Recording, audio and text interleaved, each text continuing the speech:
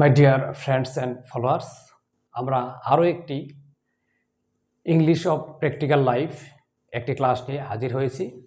আজ আমরা একটি বাক্য সিলেকশন করেছি যেটা আমরা প্রায় বলে থাকি, হরহামেশাই ইউজ করে থাকি।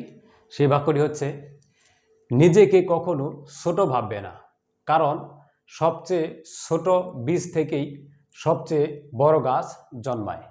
এখন এই বাক্যটিকে আমরা কিভাবে ইংরেজি করব সেটা একটু আমি অ্যানালাইসিসের মাধ্যমে আমি বুঝিয়ে দেওয়ার চেষ্টা করছি। প্রথম বাক্যটি হচ্ছে, নিজেকে কখনো ছোট ভাববে না। এই বাক্যটি হচ্ছে ইম্পারেটিভ সেন্টেন্স যার নেগেটিভ ফর্ম আছে। তাহলে ইম্পারেটিভ সেন্টেন্সের গঠন কি জানি আমরা?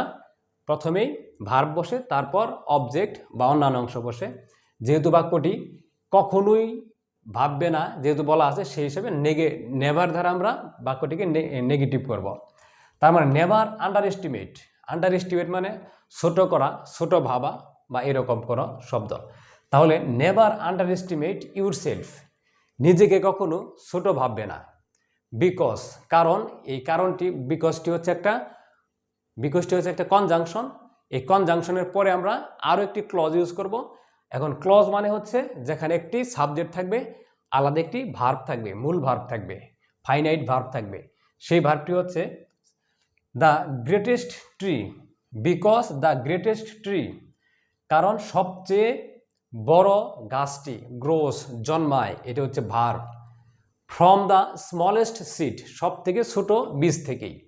তার মানে পুরা বাক্যটি হচ্ছে, নিজেকে কখনো ছোট ভাববে না, কারণ সবচেয়ে ছোট বীজ থেকেই সবচেয়ে বড় গাছ জন্মায়। এখানে দুটি বাক্য ইউজ করা হয়েছে। প্রথম বাক্যটি হচ্ছে বিকজের আগে, আর দ্বিতীয় বাক্যটি হচ্ছে বিকজের পরে। তাহলে পূর্ণাঙ্গ বাক্যটি আমরা পেলাম, never under estimate your self, কখনোই নিজেকে ছোট ভাববে না, বিকজ কারণ, দ্য গ্রেটেস্ট ট্রি সবচেয়ে বড় গাছ, গ্রোস এটা হচ্ছে ভার্ব।